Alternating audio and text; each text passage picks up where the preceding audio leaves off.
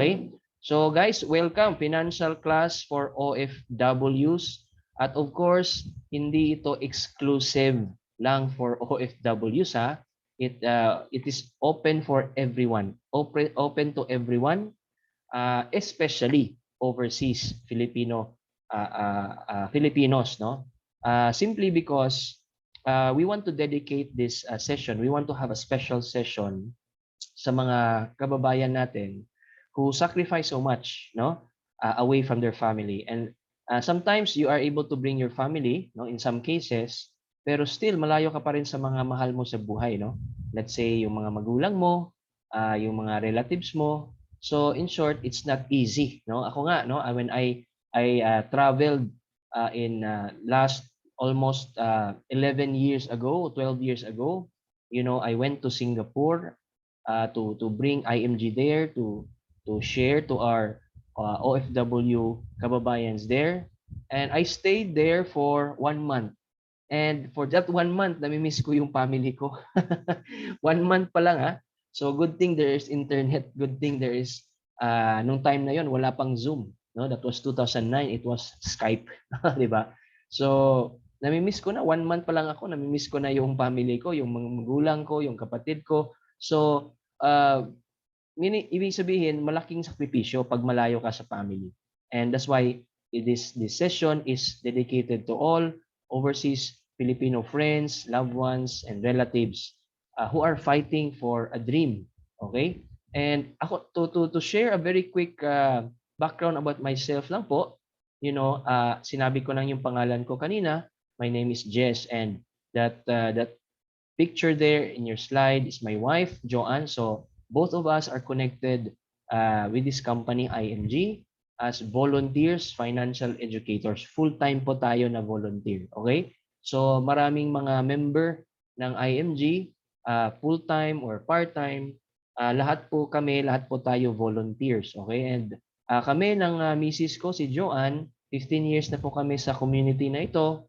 15 years na po kami nagvo-volunteer as full-time as financial coaches, all right? And if you are invited also by your friend, siguro yung friend mo is a member also and as a full-time or part-time financial coach, okay? So both of us are engineers by profession, okay? And just like you, just like most of us, we were also invited. You know, how did we come to IMG? We were invited by a friend, okay? And during that time, 15 years ago, hindi pa masyado uso yung online seminar. Yung uso is yung actual face-to-face group seminar, okay? So inimbita kami, nag-attend kami. At first, there was this hesitation, no? At first, there was hesitation to attend, no? I think twice. I thought of like, you know, baka parehas lang, no? Kasi invite. Baka parehas lang to ng iba, no? Kasi ang dami nag-i-invite sa atin, 'di ba? Ng kung ano-anong business opportunity or kung anong seminar, 'di ba? So I did not decide right away, no, to come and attend. However, you know, my friend told me na mag-attend ka, Jess, kasi anyway wala namang mawawala sa iyo at pakinggan mo lang yung information kasi it's about financial management, okay? So nung sinabi niya yon, financial management, yun nag ano din ako, no?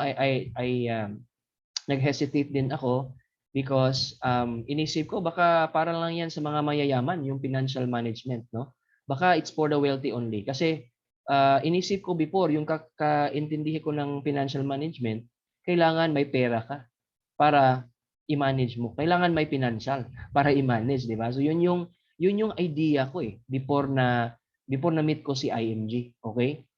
Pero nung nag-insist yung friend ko na mag-attend kami, okay? At binigyan ko na lang ng chance yung friend ko, okay? So I give my friend a chance. Sabi niya naman niya, walang mawawala sa akin, walang mawawala sa amin. So very important for me, very important yung friendship, di ba? So I give my friend a chance, so nag-attend kami. Anyway, libre lang, walang bayad. However, nung nag-attend na kami at tinapos namin yung seminar, doon ko naunawaan, doon ko na-understand. That's where I understood ano yung ibig sabihin ng financial management, no? Hindi pala siya exclusive for the wealthy. Hindi siya exclusive for people na may pera, no? It's for all. Kasi financial management is doesn't matter how much money you have, how much money you earn. Importante marunong kang mag-manage ng pera mo, whether marami yung pera mo, konti lang yung pera, importante marunong kang mag-manage. The more konti yung pera mo, the more maliit lang yung pera mo, the more you need financial management. Okay? So, even the wealthy people, no, kailangan ng financial management. The more kung yung pera natin limited lang. So, again, long story short, nagustuhan ko yung information, nag-enroll kami sa IMG, nagpasalamat ako sa kaibigan ko na nag-invite sa akin kasi marami kaming natutunan. At since then, no, naging trainer na rin kami, nag-volunteer kami kasi inisip namin na baka pwede nating i-share sa mga kaibigan at kapamilya natin, no. So, 'yun, naging volunteer kami and naging full-time na rin, okay, for 15 years na. All right?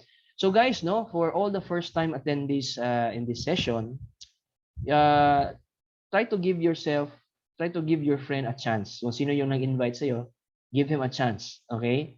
And ibig sabihin, I want you guys to focus. I want you guys to listen attentively. I want you guys na bigyan talaga ng time yung pakikinig sa seminar because this might change your life as it changed our lives also 15 years ago. Okay? So, sit back and relax dyan and focus. Okay? Minimize the distraction para makuha talaga yung information, yung tamang information. Okay? So, si IMG po isang malaking community and meron po tayong campaign. Okay? Yung campaign na ito is about financial literacy. So, maraming iba't ibang campaign, maraming different campaigns, no? Kung politician ka, siguro by now sa Pilipinas, no, na you're already campaigning. So that ibang campaign 'yon, 'di ba? Pero sa atin, yung campaign natin, it's a lifetime campaign. It's a big campaign na tutulong tayo sa spread ng financial literacy, no, by sharing, by inviting people to IMG classes just like this. We are helping a family, not just a person but a family, no, to understand how important money management is, how important financial education is. And our target is 30 million. We want to hit 30 million by year 2030. Kaya 30M by 30. Ibig sabihin, 30 million by 2030. So, nasa 4 million na tayo, 26 million na lang kulang. And 2021 na ngayon, it will soon be 2022 and 8 years na lang. Okay? It will soon be 2022 and it's 8 years to go. And I'm sure with your help, with our teamwork, we are going to achieve and we're going to help 30 million Filipinos by 2030. And how do you contribute to this? Mag-invite ka lang, no? Mag-invite ka lang ng mga kaibigan mo, kapamilya, kapuso at kapatid para makinig, no? At malaman ang tungkol sa financial literacy at financial education mission ng IMG. So, pag nag-enroll ka sa IMG, if you are part of the community, you will discover that we are a community of savers and investors. Okay? We are a community that believes in financial education. At the same time, gusto rin natin malaman kung ano yung dapat gawin. Paano natin i-execute para ma-achieve natin ang tinatawag nating financial security. Okay? By applying what we learn sa mga classes natin. Alright? And lahat ng mga seminars and lectures natin, it is based on this book. Okay? Lahat ng mga seminars and lecture natin is based on this book. Okay? So, but that book, okay, nakikita natin dyan sa slide, nandyan si Brother Bo Sanchez. Okay? Hindi po siya yung author ng book. Okay? Hindi siya author ng book. Siya po yung introduction, no? Siya yung sumulat ng introduction. Siya yung sumulat ng introduction sa libro. Okay? So ibig sabihin, hindi po siya author. But bakit siya nag-volunteer? Because he's also an IMG member. Okay? And lahat ng mga information at maririnig nyo sa akin ngayon it comes from that book. Okay, it will come from the book.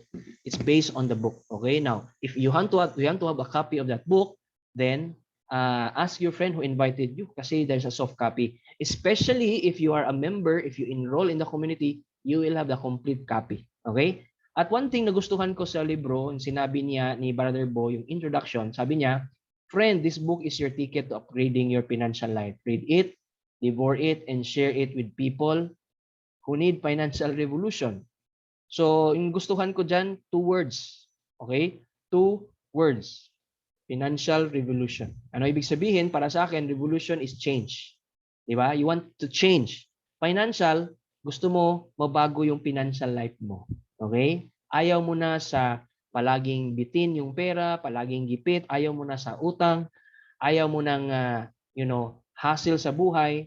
So, ibig sabihin, gusto mo a better financial life. Not just for you, but for your family and loved ones as well. So, sa ibig sabihin, sabi niya, you need this book. Kailangan mong libro na ito because the book contains information that will help you change your financial life. And you will have the complete book once you become a member of the IMG community. Okay? And sa libro din, favorite line ko rin sa libro is this, no? Sabi doon sa libro, money is powerful, but what is more powerful is financial education. Money comes and goes. So, you know what guys, talagang that line struck me, no? Tagos sa puso kasi nga, no? Kasi every day we work sa trabaho, sa business, or yung iba diyan nagtatrabaho ilang years na, iba sa atin, di ba? So, kumikita naman tayo. So, yung problema hindi talaga pera. Yung problema is paano natin i-manage yung pera? Saan na yung perang kinita natin over the years? So the problem is not money. The problem is financial education. Kulang ng financial education. So if you join, when you join IMG, mas maging knowledgeable ka, mas maging marunong ka when it comes to money management. Okay? So yan po yung isa sa mga benefit. Maraming benefit ang pagiging member ng IMG, and one of the benefits is to learn how to manage your own money. And allow me to share to you some information that is taken from the book. Okay? Because sa libro, sinasabi doon mga realities. Okay? And one of the reality is this, no? Kinopya ko lang dito sa libro. Kinopya ko lang sa libro, and I'm going to share this to you, no? To have an overview, okay, on what IMG is about and what IMG has been doing for a lot of Filipino families for the past 25 years. Okay? Sa IMG po ay 25 years na. Okay? So, I got this from the book. Allow me to read it. Okay? Sabi doon sa libro, when it comes to securing and saving the future, many good people fail, many smart people fail, many hardworking people fail, young people fail, old people fail. Specifically, sino yon? Doctors fail, teachers fail, engineers fail. Even yung mga professionals, they fail with money. Many end up retiring without enough savings. Nagre-retire, kulang pa rin yung pera. Okay? Now, ginusto ba nila na mag-retire at kulangin yung pera? Ginusto ba nila na walang pera pag by the time they retire? No. Diba? Hindi nila gusto yon. Pero it happened. Bakit? Sabi dito, these people do not set out to fail. Hindi nila pinaplano na mag-fail sila financially. They do fail because they fail to plan. Okay? Walang plano. Di ba? And plan to manage their personal finances. So yun yung kulang, no? People don't plan to fail, they just fail to plan. So ibig sabihin, walang problema sa pera. May trabaho ka na, good. May pera ka, good. Pero walang natitira, okay? Pero walang savings, di ba? Pero hindi pa maka-retire, di ba? So yung kulang hindi pera, nandyan na yung pera. Yung kulang kaalaman. Kaya dito sa IMG, pag nag-join ka sa IMG, dagdag kaalaman tungkol sa pera at sa pag-manage nito. Magkakaroon ka ng dagdag kaalaman. You will have additional knowledge, additional information about money and how to manage your money. Not just for you, but for your family. So ano yung kulang? Lack of financial education. Okay? Lack of financial education. So ano yung reality number 2? Let's go to reality number 2. Okay? Sinasabi sa libro, specifically, no? Sinabi sa libro. Okay? Hindi ako yung nagsabi, yung libro. Okay? Many overseas Filipino workers work hard for years and still end up retiring poor. Okay? OFWs are heroes who sacrifice a lot just to be able to send money and gifts to their families back home. Yun yung sinabi natin earlier, no? Sacrifice, di ba? In many cases, families take for granted just how hard it is for an overseas Pinoy to earn the money they remit. The families do not know that many OFWs send balikbayan boxes filled with brand new clothes and brand new shoes and brand new things that they themselves do not have. Pinapadalhan ka ng bago, pero yung nagpapadala sa'yo walang bago. That's reality, guys, no? And of course, I have never been an OFW. Sinabi ko nga sa inyo kanina, I had a chance to travel for 1 month in Singapore. I also had a chance to travel in US for 2-3 weeks, no? I also had a chance to travel elsewhere, no, for 1 week in Dubai for 10 days, no. I met a lot of overseas Pinoy at I understand their situation and I understand how they feel. At yung mga kapatid ko rin, no, yung mga babaeng kapatid ko, both of their husbands, no. Two of my sisters, their husbands are overseas Pinoy. So I understand what is going on. Ano yung mga challenges, ano yung sakripisyo kailangang gawin, no? Kailangan ma-experience na isang OFW at OFW family. Okay? So, ito yung situation, guys, no? You also hear stories of OFW investing in business for the family in the Philippines. For example, providing money to set up, example, a jeepney business or a taxi business. When it is time to replace the tires of the vehicle, the business cannot pay for it. Okay? So ano nangyari? The family depends on the OFW to pay for the tires, di ba? So yung yung taxi business, may maintenance yung taxi. Mga spare parts kailangan pag nasira. Pero kulang yung kinikita ng business, ihingi ka sa OFW family member mo, di ba? And that is not maybe not for all, but in some cases po nangyayari yan. So ibig sabihin dito, sabi dito, sa kanya na ang capital, sa kanya pa rin ang gastos. Okay? So ano yung situation? Why is this happening? Because even if the OFW, if the overseas Pinoy send a lot of money to the family back home, but the family back home is not financially educated, sasayangin lang nila lahat ang pera. Okay? So, sayang yung sakripisyo ng OFW pag hindi rin natin tinuruan at hindi rin natin pina-join yung family natin who is in the Philippines. Okay? So, kailangan the OFW must be financially educated, at the same time the family of the OFW must be financially educated. Yan po yung mission natin dito sa IMG. No family left behind. A better life after overseas. Samtang nasa abroad ka, while nasa abroad ka, you want to provide a better life for your loved ones. And that's okay. Pero yung pinaka-better goal, pinaka-better aspiration natin dapat is this. Life after overseas. There should be better life after overseas. Because hindi ka habang buhay nasa abroad. Hindi tayo habang buhay nagtatrabaho. So what is life, ano yung naghihintay natin after overseas, after ka mag-abroad. So we need to build that life also. Don't just build a life during the time that you are working. Build a life even after the years that you've been working. And not just for your family now. You need to build a life for your children and the children's children. Bakit? Because may kasabihan po tayo. Successful people plan for 3 generations. Ibig sabihin, successful people plan for today, para sa sarili niya, para sa pamilya niya, para sa anak niya, para sa buhay ng anak niya, at para sa kinabukasan ng apo niya. 3 generations po. Successful people plan for 3 generations. Tingnan lang natin yung mga successful na mayayaman, mga negosyante, di ba?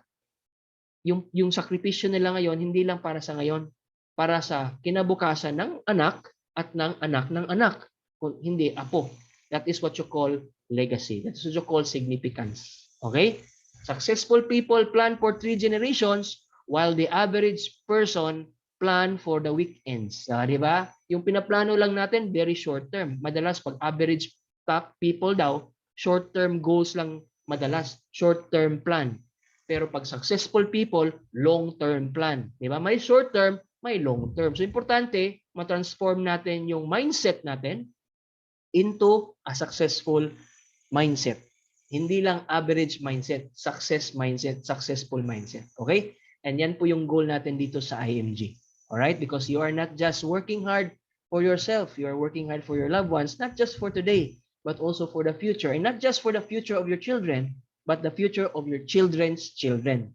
Diba? So kung gusto mo, hindi ka makakalimutan ng pamilya mo, then let's have a long-term goal, long-term financial planning po.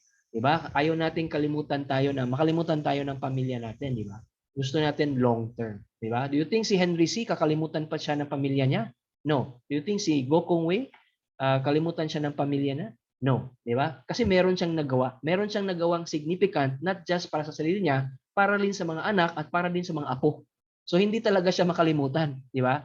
So right now, I ask you, did you remember also, do you still remember your lolo, your lola? Di ba? Do you visit them every All Souls Day or All Saints Day kung patay na sila? Or do you know where are they, saan sila nalilibing? Di ba? Why what hindi natin alam kung saan sila nalibing? Ba't hindi natin sila nadadalaw? Probably they haven't have a lot of legacy to us also. They haven't leave a lot of legacy to us. Probably, maybe. Now, is it their fault? Kasalanan ba nila? No, hindi nila kasalanan. Hindi nila kasalanan, pero hindi lang sila nagkaroon ng financial education kagaya sa iyo ngayon. Now that you know, now that you're attending this seminar, you know information na hindi alam ng mga lolo't lola natin. You have the information na hindi alam ng mga magulang natin. In short, you have the chance to change your life for the better. Okay? Yan po yung dapat hugot natin. The reason why you would join IMG and join this community because you want change, financial change. Hindi lang po yaman. Hindi lang tayo pera-pera. No, it's not about pera-pera lang. No, importante, financial change. Magbago yung buhay mo for the good. Okay? We cut the poverty cycle, we cut the financial struggle cycle, and it must start from you. Okay? So yan po yung sinabi dyan sa libro. No? Reality, ang kulang is financial education. So, wag nating sisihin yung mga lolo't lola natin, wag nating sisihin yung mga magulang natin kung wala man silang naibigay sa atin na yaman or parang malaking negosyo, o di ba? Wag natin silang sisihin, o kung wala man sila, kulang man yung retirement money nila at ikaw palagi nagpapadala ng pera, wag natin silang sisihin kung kulang sila ng savings kasi hindi rin nila alam yung financial education. At now, alam mo na kung ano yung kulang. Financial education. Now guys, at this point, allow me to call somebody na kasama natin sa community, and this lady is also an overseas Pinay, okay? And she has been an overseas Pinay for almost ilang years na. Probably siya na lang yung magsabi sa inyo guys, but this lady she is based in Greece, 'di ba? Greece. Saan 'yan? Sa Europe yan, Greece, di ba? And sa ngayon, is like parang 6-7 hours ahead siguro tayo. So sa ngayon, hapon pa. No? So hindi ko na patagalin. I'll now call Miss Anastasia Regalado. Okay, Tash, are you there?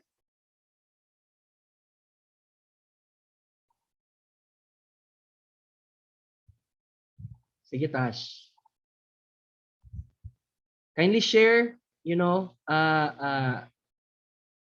okay, good. Na-unmute na kita, okay? So, okay, go ahead, Tash. Okay, thank you for allowing me to share a little short story of my life as an OFW. Good afternoon pala, good evening or good morning sa lahat. Saang sulok sa mundo. So, ako nga pala si Anastasia Regalado, currently here in Greece, married for 6 years, and then isang OFW since 2005. until 2015. Sa mga panahong yon, OFW, kadalasan nating maranasan yung mga hirap, walang ipon, usually, mostly walang ipon, walang makikita. Trabaho ka ng trabaho, tapos pag-uwi mo sa Pilipinas, ganun pa rin. May pira ka man sa bangko, mauubos mo din yan. Pabalik na naman din, from start to zero. So, naranasan ko yung nagpunta ako ng Saudi Arabia, 2 years, na 8 buwan, walang sahod. Oh my God. So, since wala pang rapid tulpo noon, at saka wala pa ding usually cellphone, but I have my contact to OWA agency from Pilipinas. So ang ginawa ko, nagsabi ako sa OWA nga, paano na ito, 8 buwan, walang sahod. Paano na ang pamilya ko sa Pilipinas? So, talagang kailangan lakas loob mong gagawin yan. Kasi pag magpapahina-hina ka, lalo kang aapihin sa mga amo mo. Iwan ko ba kung yung amo ko mayaman yun or pobre. Basta, yung hirap na gutom, naranasan ko yun. Yung kumakain ka ng kanin at saka yung siling maanghang lang ang ulam, naranasan ko yun. So, after the 2 years, nakasurvive. Talagang umuwi na sana ako noon. 8 months kasi walang sahod. Pero ayokong masira yung passport ko. Inalagaan ko yung passport ko. May nagsasabi, may nag-a-advise na tumakas ka na. Mag-grant away ka na. Ayoko. Baka na may sabihin sa mga amo ko, nagnakaw to. Talagang iniingat-ingatan ko yung passport ko. Pero thankful ako sa Panginoon kasi natapos ko yung 2 years and 2 months na kontrata. So umuwi ako ng Pinas, nagpahinga lang ng 1 buwan, tapos training na naman ako for coming here in Greece as a seafarer. So seawoman ang papel ko. Seawoman, sir, pero nagtatrabaho sa yate at the same time sa bahay at sa opisina. So, in short, all around maid pa rin. All around maid pa rin. So, yun, medyo okay na ang pera, yung sahod. Pero, as a breadwinner of a family, ang hirap budgetin sa pera mo. Lahat tayo naman may mga pangarap, may mga big dreams in life. So, dream ko talaga makapagbahay, ganon. Pero hanggang ngayon, hindi ko pa natapos ang bahay ko eh. So, mabuti. Basta may ano na, may yero, may mga pultahan, bintana, ganon. So, okay na yon. Wala pa rin akong ipon. Time na nagkasakit yung papa ko, walang ibang mapuntahan yung pamilya ko, kundi ako lang. Pinakabunso sa kapatid, pero ako yung nag-handle lahat eh, ang hirap. Yung parang gusto mo nang mag-give up. Kaya sa lagi kong trabaho, nalimutan ko na palang time to, tumatanda na wala pang asawa, wala pang ipon. So, at the age of 40, I'm planning to marry. So, sa akala naman na yung itong ginawa ko is parang okay na. Pero ganun pa rin yung pamilya ko nakadepende pa rin sa akin. So ang ginawa ko, gusto ko mag-invest. Yung scam naranasan ko din yan, yung mga scam lahat. Pero come across itong kaklase ko na si Myra P. Ariola. Thankful ako, thank you yet. And thank you also to Loesa that they are encouraging me to join this community of IMG. And then, sabi nga nila, panoorin mo na yung Corina Chances na video. Sige. Pero yung sige, hindi ko pa din napanood yun. So at least, one day, pinaglaanan ko talaga ng oras. Pinanood ko. Ang ganda pala. Sabi ko, ay, may pag-asa pa pala ako makapag-ipon. At saka mag-prepare sa kinabukasan ko. So nag-decide ako na sumasali sa IMG. Tapos, kapag maririnig mo pa na pala ang webinar, lagi mo nang mapakinggan, talagang uma-absorb talaga sa sa kaisipan mo na ganito pala. Why before not nobody ka walang nang-advise sa akin na sumasali ka ng ganito, ng ganyan, ganito ang klaseng pag-iipon para pag-uwi mo sa Pilipinas is may mandudukot ka pa rin. Wala. So 2019 I start IMG journey in my life. Ang laki-laki ng impact sa buhay ko kasi marunong na akong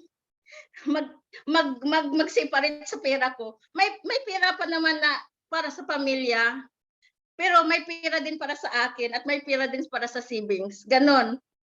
So, yung mga pamilya ko din, ini-encourage ko din sila, lalo na yung mga nagdidepende sa akin lagi. So, ini-encourage ko sila, mga pamangkin ko, yung mga pinagpatapos ko na pag-aaral ng mga pamangkin ko, pinapasok ko din sila sa IMG. So thankful, may isang pamangkin na talagang for sure, hindi naman siya nagbi-business, pero talagang nagsisaving siya 2 years for fully paid every year. So, yung ibang mga pamangkin ko, talagang kulang pa sa financial eh.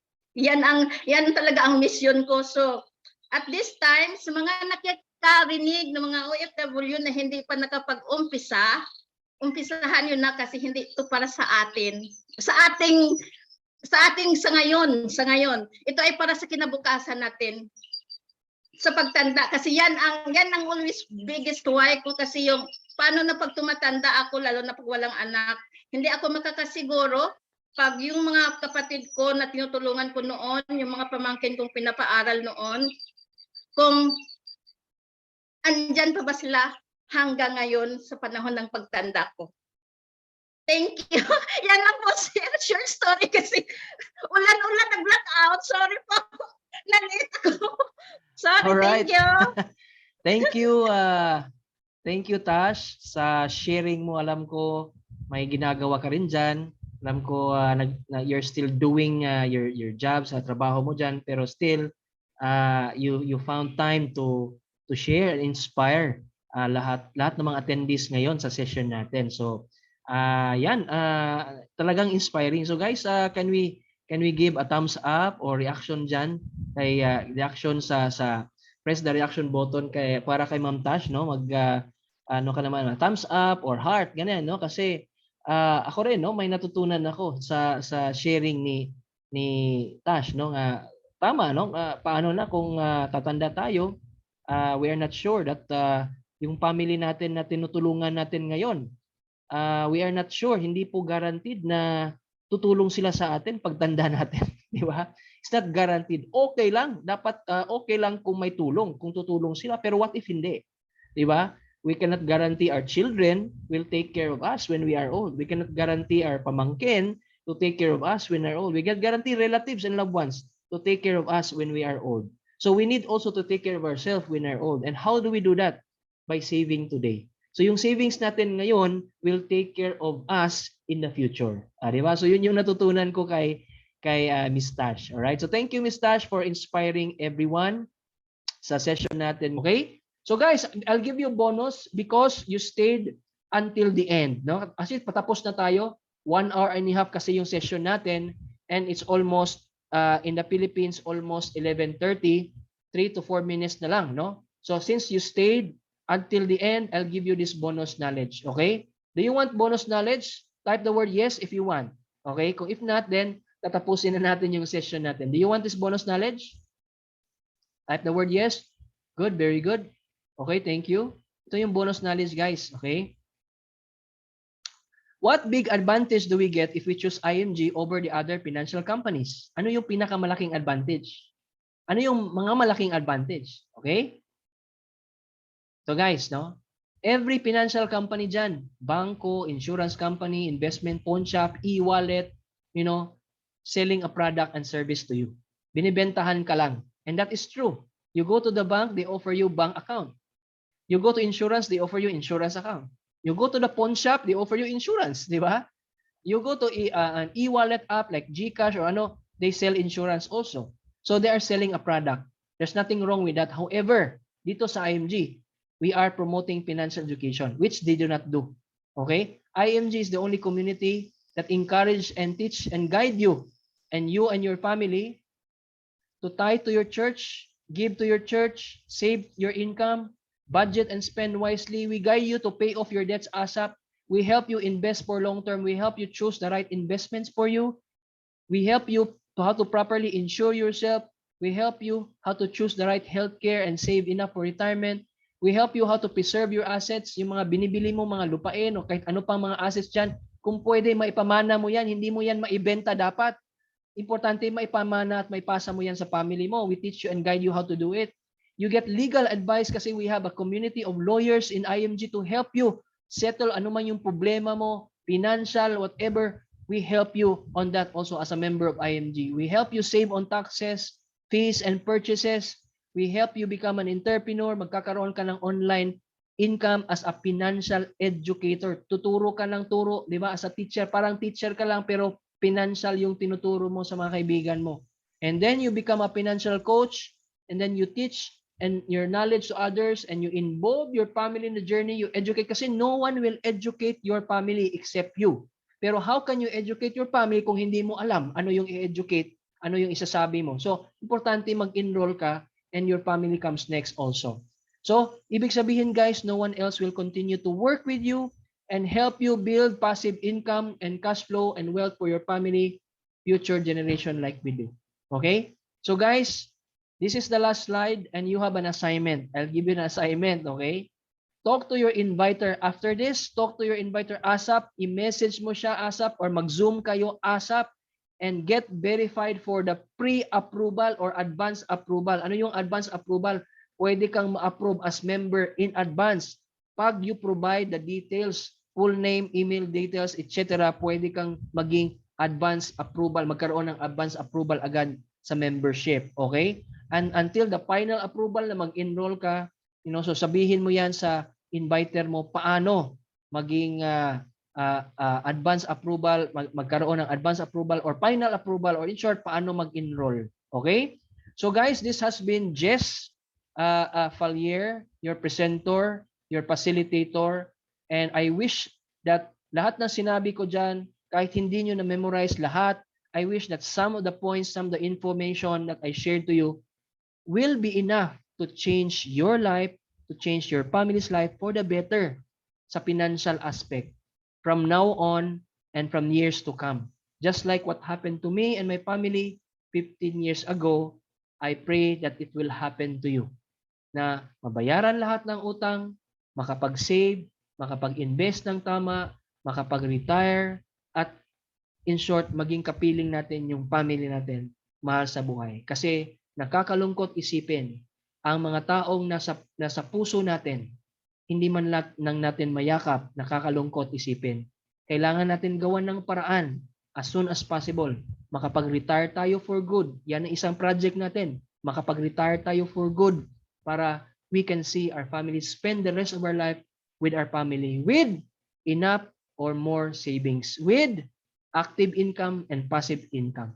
Okay? So alam nyo na guys, ano yung assignment ha? Kausapin nyo yung nag-invite sa inyo and ask them how to enroll and join this wonderful community. See you in the next training, next online seminar. This has been Jess Fallier. God bless, goodbye, and keep safe you and your family. Okay? Thank you. Bye-bye.